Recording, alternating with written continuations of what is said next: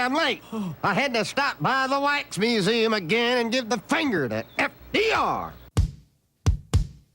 We know Al-Qaeda, Zawahiri is supporting the opposition in Syria. Are we supporting Al-Qaeda in Syria? It's a proud day for America. And by God, we've kicked Vietnam syndrome once and for all. Thank you very, very much. I say it, I say it again, you've been had. You've been took. You've been hoodwinked. These witnesses are trying to simply deny things that just about everybody else accepts as fact. He came, he saw, he died. Well, we ain't killing their army, well, we killing them. We be on CNN like, say our name, bitch, say it 3 times. The meeting of the largest armies in the history of the world. Then there's going to be an invasion.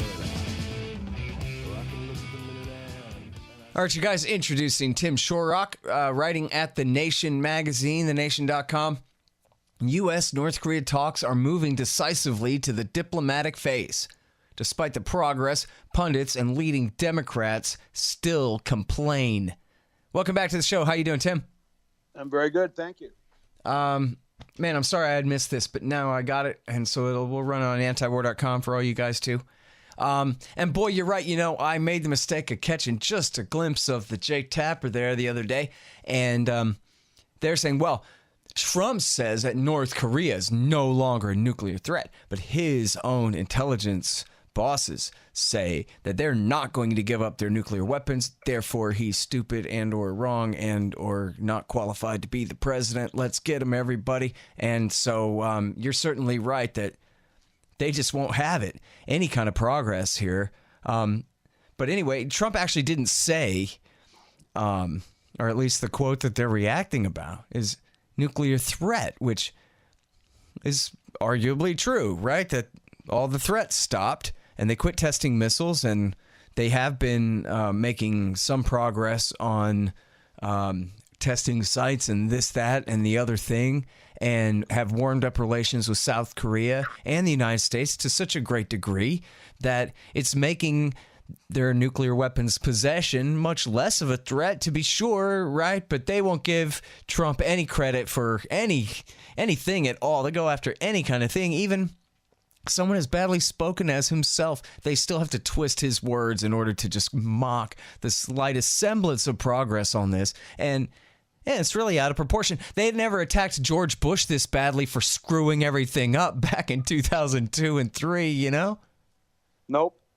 Well, the interesting thing about this whole intelligence kerfuffle was that, you know, they said that they claimed that, you know, North Korea has no intention, will not denuclearize.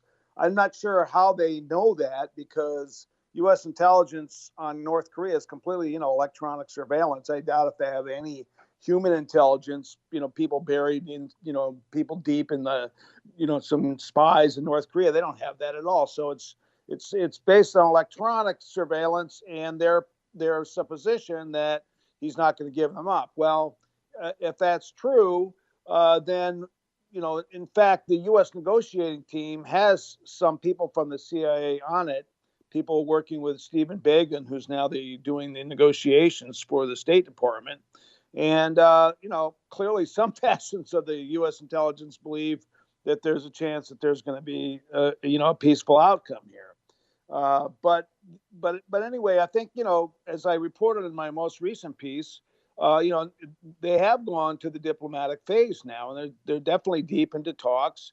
There's going to be another meeting in the next few days in Korea at Panmunjom between the North Korean negotiating team and the U.S. team led by this guy Stephen Bacon, where they're going to iron out the details for the next summit sometime in late February.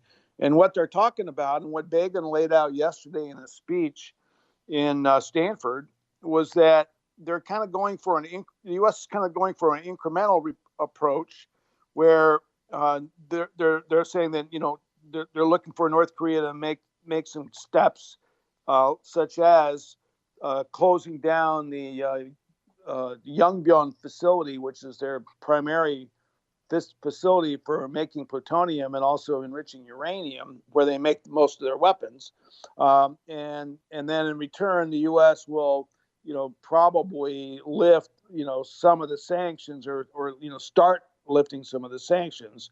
And then they're going to move step by step, towards this way. But they also seem to recognize that, North Korea is, has these weapons, and that the thing to do is to, move toward a peace regime. So there's no chance for another war. And I think, as you said earlier, North and South Korea have made tremendous progress in that direction.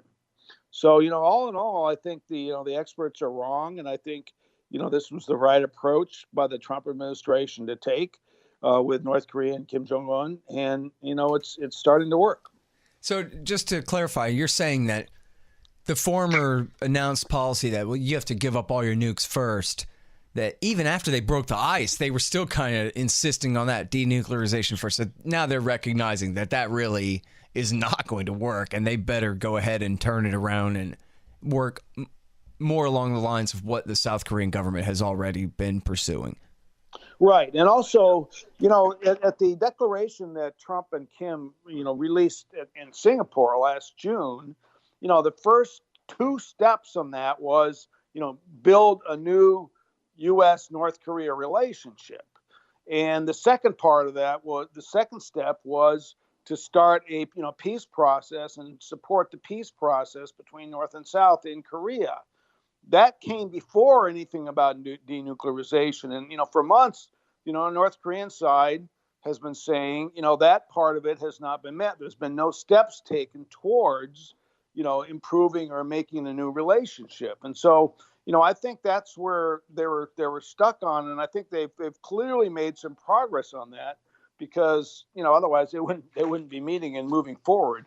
And also, as I noted in that article, the Kim Jong-un's negotiating team includes some very skilled diplomats who have a lot of experience working with U.S. officials, talking to U.S. officials, including one that I wrote about, who's been working with NGOs and peace groups in the U.S. because he was at the UN North Korean mission at the UN in New York for a long time. And so, these are people that are used to have had experience dealing with the U.S., and they're really getting down to some, nitty-gritty issues. So, I think it really does, hold some promise.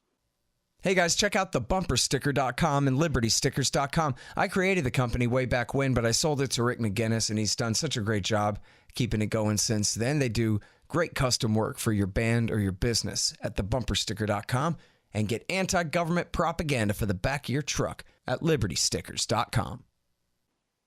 Yeah, really, it's very exciting. I mean, it's world historical stuff going on when you have these guys meeting and the DMZ itself becoming demilitarized. Do we need a new name for it now? Oh, no, it already was the demilitarized zone. It's just now that's not a contradiction, but it's a... Making it a zone of peace. I mean, one of the interesting things about the DMZ, which is, it's a very, fairly large area that divides the two Koreas. And inside, because there's been no development or anything, there's this, incredible, animal, all kinds of birds and animals that aren't anywhere else in Korea, plant life and so on. It's, it's been able to, so like there's a lot of talk and has been in South Korea about, transforming it eventually into like a peace park and peace zone where you can, people can enjoy nature. So, that's an interesting aspect of it. Cool. Man, that's a great, just one small anecdote in all of this, I guess. I really like the sound of that. So, I guess, give us a rundown, if you could, about, I guess, first of all, the most important questions of how many missile testing sites have been demolished and this kind of thing on the nuclear question, missile questions and nuclear questions. And then also in terms of the pacification truly of the DMZ and the guard towers coming down and the different, roads opening up and whatever all is happening there. And I guess in order of importance to you in terms of what you think is really makes a difference compared to what's merely symbolic. Well, on the North Korean side, they have, they dismantled, part of this missile facility, and then they also, blow up these tunnels underneath this mountain where they had tested their weapons, and that happened actually, quite a while ago. But I think the most important steps have been, between North and South, where, like as you said, they've dismantled these guard towers, left a couple there. But really, it's the amazing thing is the sight and these photographs that have been taken of North and South Korean soldiers, mingling together and talking together in that area. That's unprecedented. And I mean, before, anytime if North Korean soldiers saw South Korean soldiers, they would be shooting at each other. And so the fact that they're, walking around this area and, inspecting, these guard towers they've taken down and that kind of thing is quite amazing. And to me, it's just astonishing that, all these, so many experts here in Washington and the U.S. don't seem to recognize this or don't seem to think that's any kind of big deal.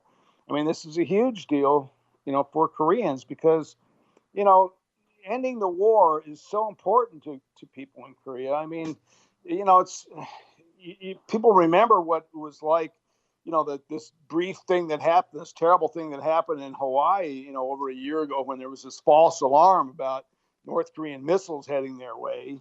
This fear of war, this fear of sudden, attack or something like that. And, people in Korea on both sides of the board have been living with that kind of fear for decades. And it kind of, it's very difficult, and it creates trauma.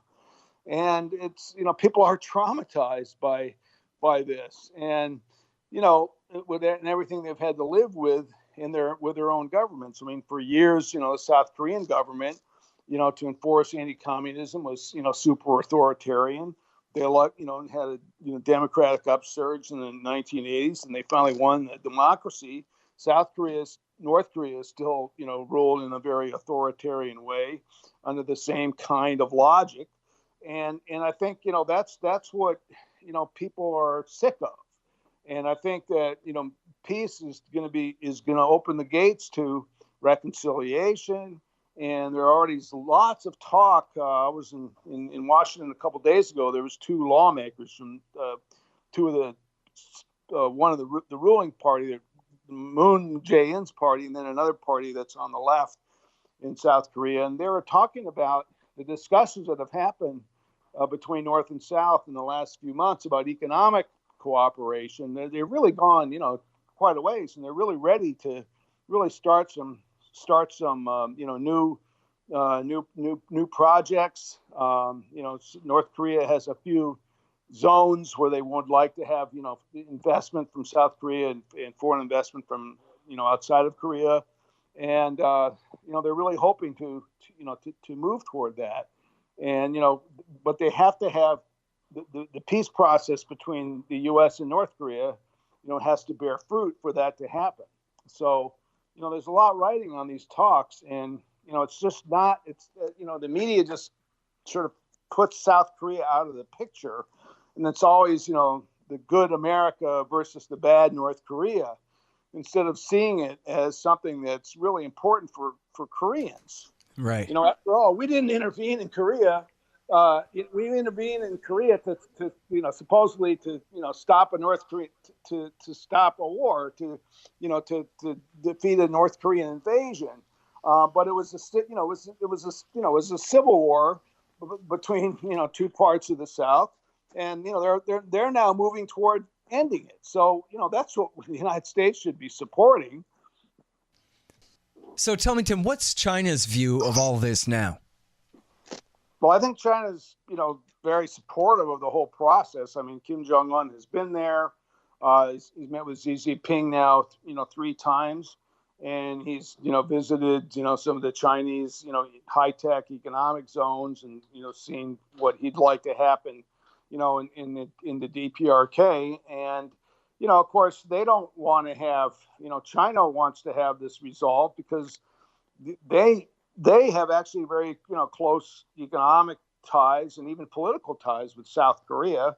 Their ally is North Korea. But, for them, a Korea peace and unification, moving toward unification, economic development is really important for China. Interestingly, these South Korean lawmakers I met the other day, and I think they reflect the views of a lot of people in South Korea, which is they don't like.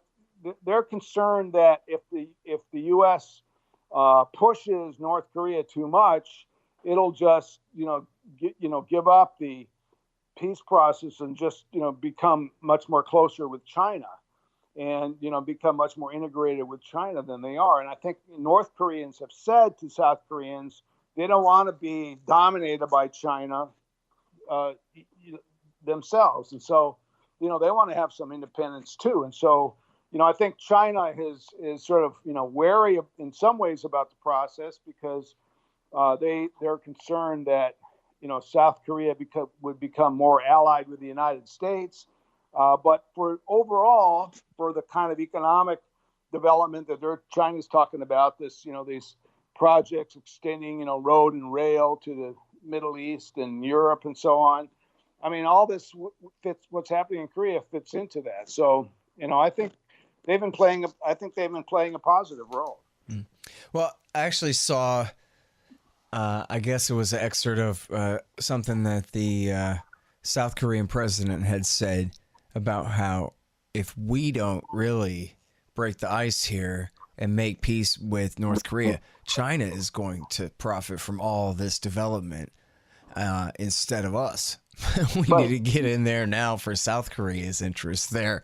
A bit of that crisis capitalism, that Naomi Klein stuff, right? The disaster capitalism. Well, South Korean companies, of course, they really want to have this Kaesong industrial zone reopen, where they had factories going for quite a while until they were, that whole zone was shut down during the previous administration in South Korea, when tensions got really high, about 5-6 years ago.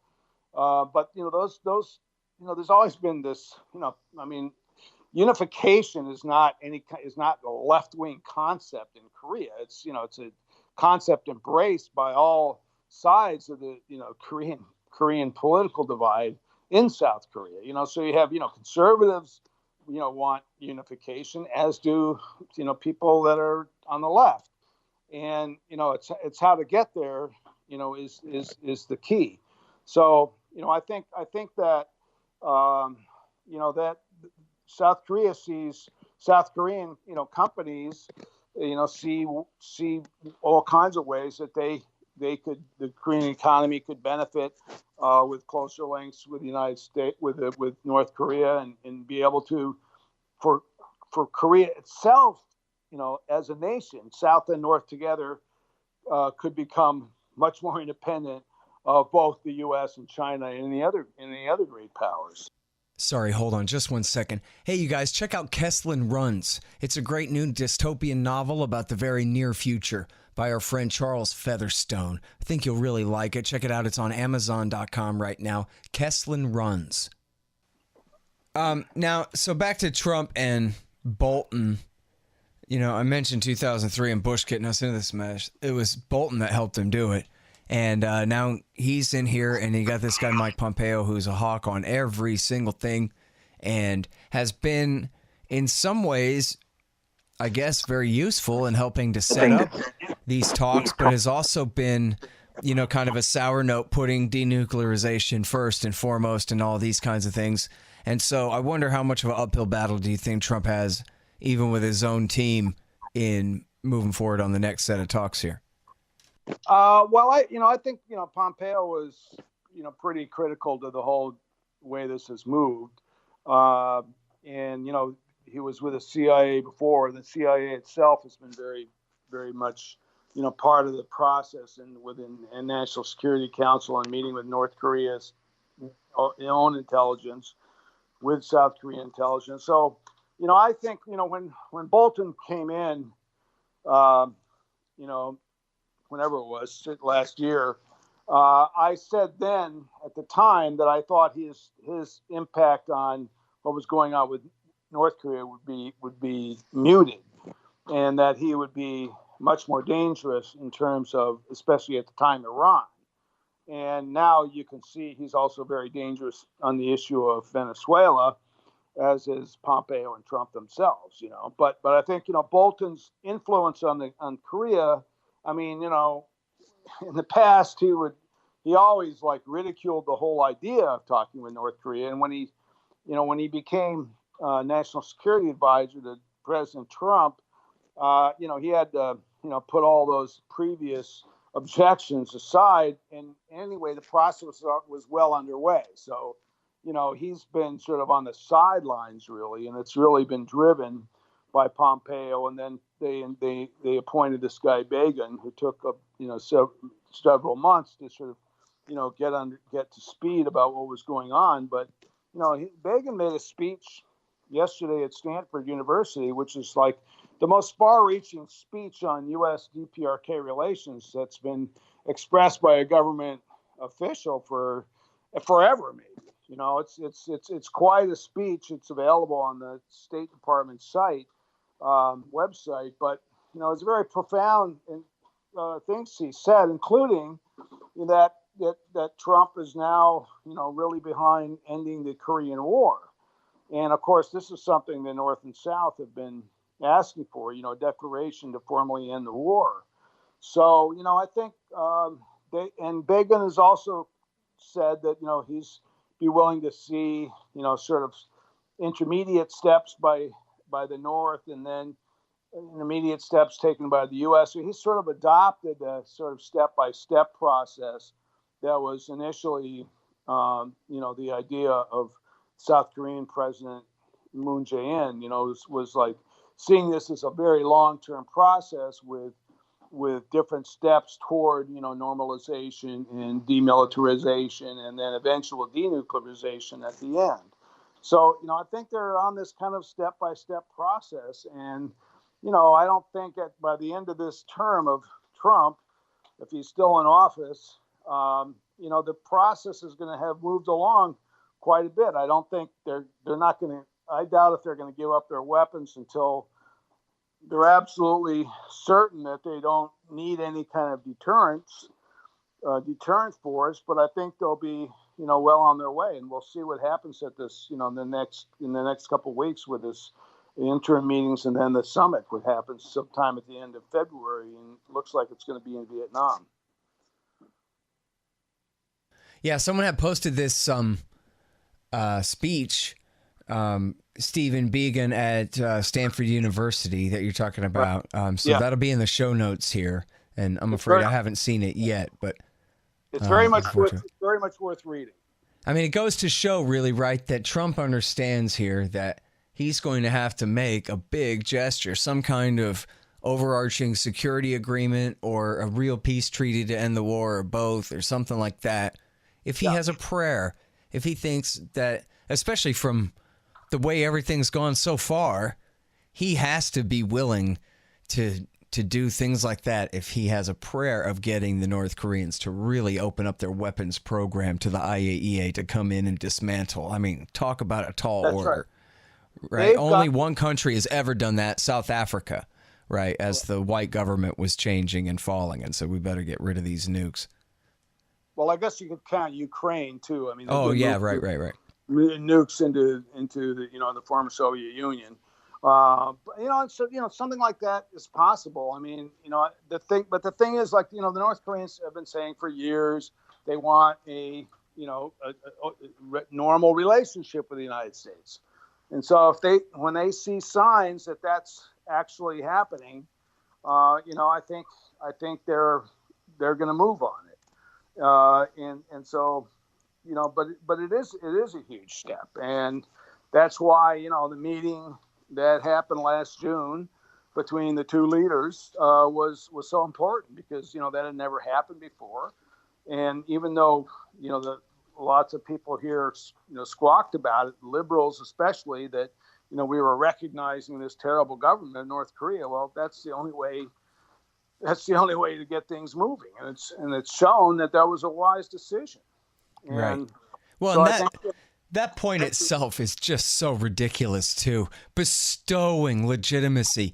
Donald Trump bestowing legitimacy on a government that's a hand-me-down from grandfather, that's existed since the end of the Second World War, that has a seat at the United Nations in New York, that doesn't need legitimacy, but which is an unquestioned dictatorship in their own realm at penalty of terrible violence.